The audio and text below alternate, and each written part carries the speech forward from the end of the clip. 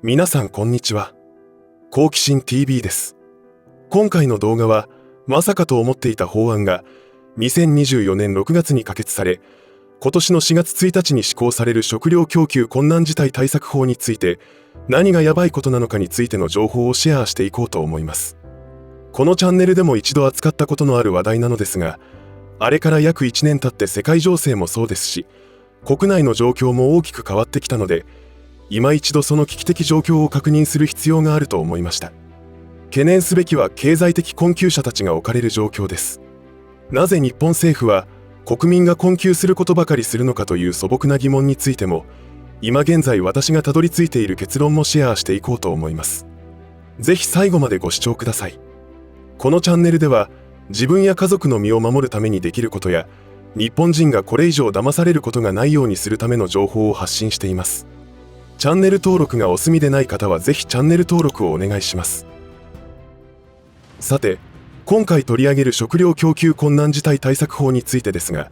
法律名だけで判断するなら非常に今現在の世界情勢にマッチしたものだと思えますし、国民の命を守るためには良いものだと思ってしまいます。ところがその実態は全く違っているようです。早速詳細を見ていきましょう。食料供給困難事態対策法に隠された恐ろしい現実。これからこの法律の内容をざっくりと触れていきますが、ちょっと確認しただけでもやはりというか、考えれば考えるほどやばい法律であることが分かってきます。しかし政治家や官僚のトップに君臨する人たちというのは、どちらかというと頭脳明晰、学業優秀であることは間違いないわけで、それなのになぜ戦後の日本の農業政策は日本の食料安全保障を脆弱にすることばかりするのでしょうか。それはこの動画の最後の方で衝撃的な私の持論を述べさせていただくこととして、この法律の施行によって何がやばいかというと、戦争や異常気象などの有事が起きた場合、日本人は確実に食料危機に直面するということです。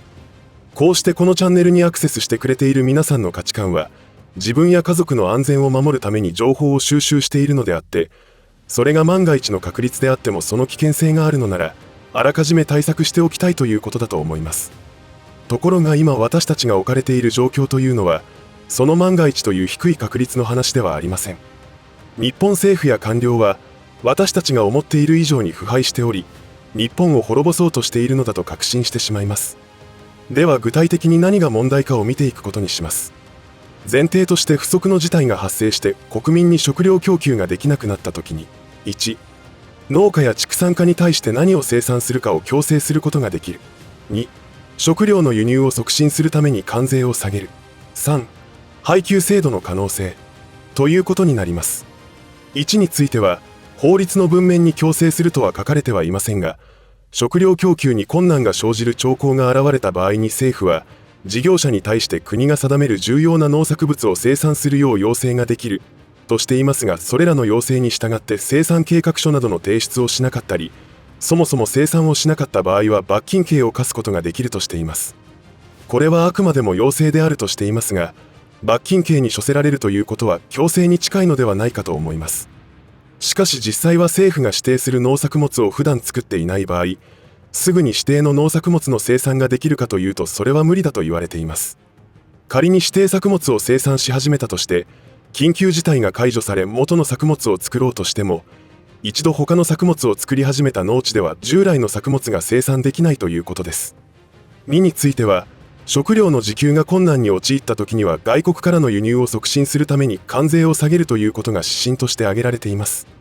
確かに国内で食料危機が起きた場合には、外国からの購入を考えなければならないことは間違いありませんが、まるで言っていることが地震が起きたら急いでコンビニに行って食料を確保すればいいと言っているおバカな人とほぼ変わりありません。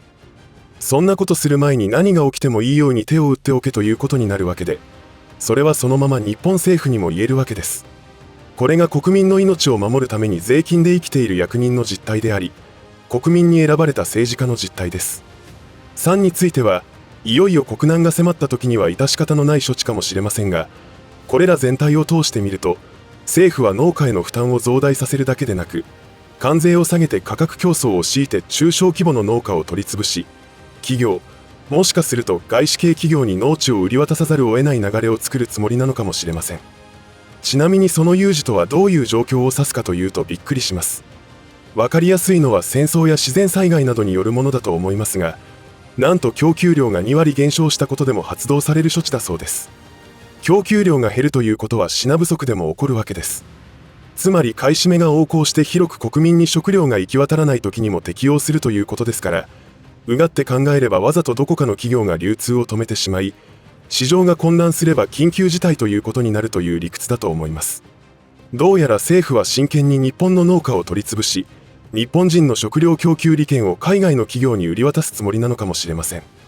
水道利権も政治家の私腹を肥やすために外国企業に売り渡そうとしているわけですからありえます。そもそも食料供給困難対策法とは？この食料供給困難対策法というのは、農林水産省の資料によると、近年世界的に食料の生産・供給が不安定化する中、不足の要因により我が国の食料供給が大幅に不足するリスクが増大。食料が不足した場合には、国民生活や国民経済に大きな影響が生じることから、こうした事態を未然に防止し、または早期の解消を図るため、食料供給が不足する兆候の段階から、政府一体となって供給確保対策を講ずる法律、食料供給困難事態対策法が第213回国会にて成立し、令和6年6月に公布、令和7年4月1日に施行予定ということになっています。この部分については異論などありませんが、どの口が言ってるんだという思いが怒りとともに込み上げてくるのは私だけではないと思います。言っていることとやっていることがこれだけ違うというのもある意味すごいことだと思いますが、本当に目的は何だろうかといろいろと邪推することになってしまいます。政府は今後日本だけでなく世界でどんなことが起きるのか知っているのでしょうか。考えれば考えるほど謎が深まるばかりなのですが、日本の食料安全保障は脆弱で専門家が指摘し続けてきたにもかかわらず、何も改善されるどころか改悪ばかりしてきて今日に至っています。とりあえずこの法律の目的と立て付けは、有事の際には国民の生命を守らなければならないということで、政府が主導して食料調達の指揮を取るということらしいです。なぜこんなあからさまな愚策をするのか。戦後からずっと続く減反政策や種子法、種苗法の改正という名の改悪が実施されてきたことに対して、多くの方も疑問に感じてきたと思いますが、これは間違いなく故意にやっているとしか思えないという結論に行き着いてしまいます。もちろん故意にやっているという証拠などを示すことなどできませんが、特に戦後の日本の歴史を紐解くと、日本を凋落させるとか、日本民族を滅ぼそうとしているのかとしか思えない数々の史実を知ることになります。そのような考え方を巷では陰謀論というのでしょうが、時間の経過とともに陰謀論の全てとは言いませんが、その多くが真実であったということが分かってきています。そんなわけで今の日本の危機的状況を説明するにあたっては、いろいろな言い方をすることができます。例えば先の大戦後から日本はずっとアメリカに占領されたままであるとか、自分の利益のことしか考えない政治家や官僚の腐敗が原因であるというものです。全て正しいと思います。これらのことをさらに突き詰めていくと行き着くところは同じです。その行き着くところとはろくでもない輩たちということになるのですが、その勢力は金融や軍事など多岐にわたり、他にも最近トランプの発言によって陰謀論とは言えなくなってきたディープステートなどもそうです。そしてこの勢力は日本にも救っており、決して日本国民のために仕事はしていないと断言できます。ただそれでも良識のある内部スタッフの中には、内部告発をする者などが今後どんどん現れてくると思います。そのような潮流を作るためには一人でも多くの国民が実態の認識をする必要があるわけで、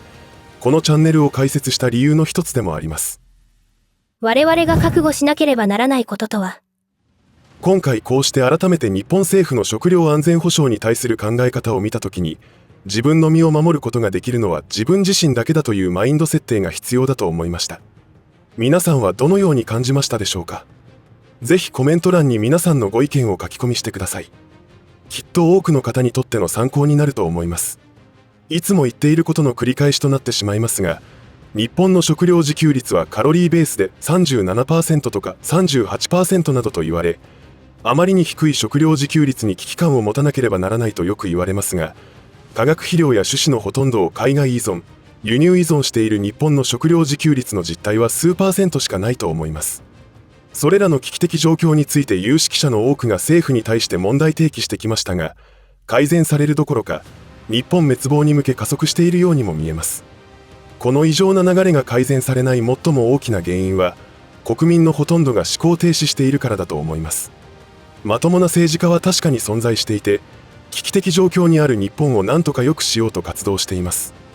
しかしその活動が多くの国民に知れ渡ることもないし、情報発信していても国民が興味を示さないというのが現実ではないでしょうか。主要メディアがそのようなことを取り上げて日本の危機を報じるのが本来の姿ですが、そんなことは万が一にもないことはここ数年で起きたことで分かったと思います。私たちは先ほども言ったように、先の大戦後まだ占領されたままであるということ、そして日本を滅ぼそうとしている勢力があって、その計画は実行中であるという認識を持っておくことが重要だと思っています。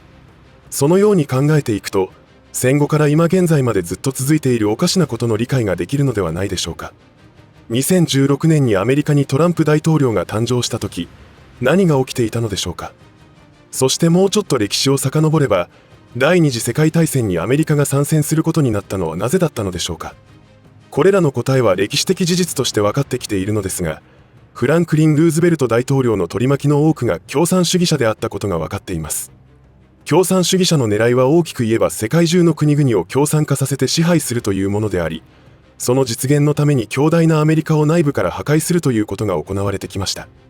いよいよそのアメリカの凋落が目に見えてはっきりしてきたところに、強いアメリカを取り戻すというスローガンを掲げて誕生したのが第一次トランプ大統領でした。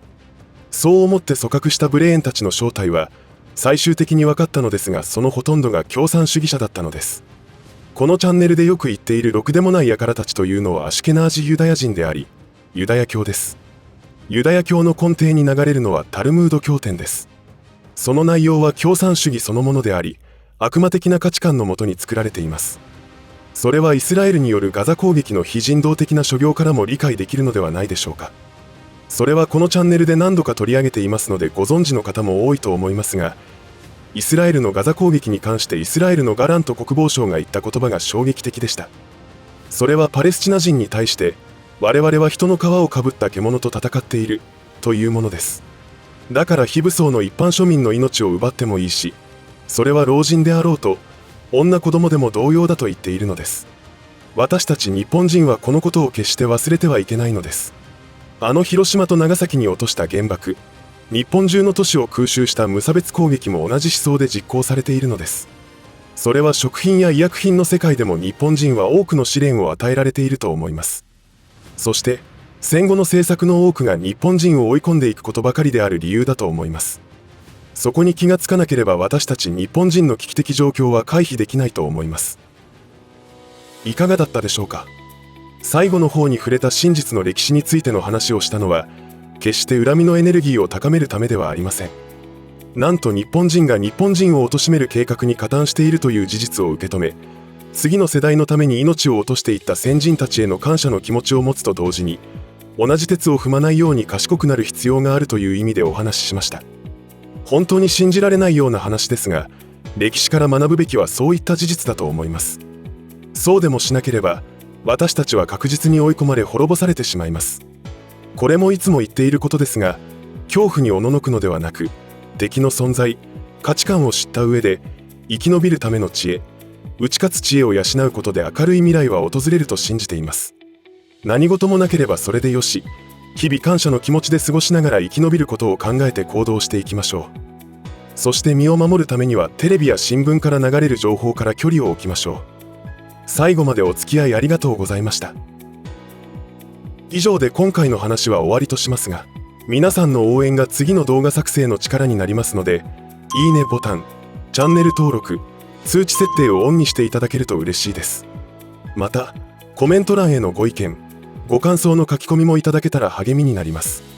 最後までご視聴ありがとうございました。好奇心 TV でした。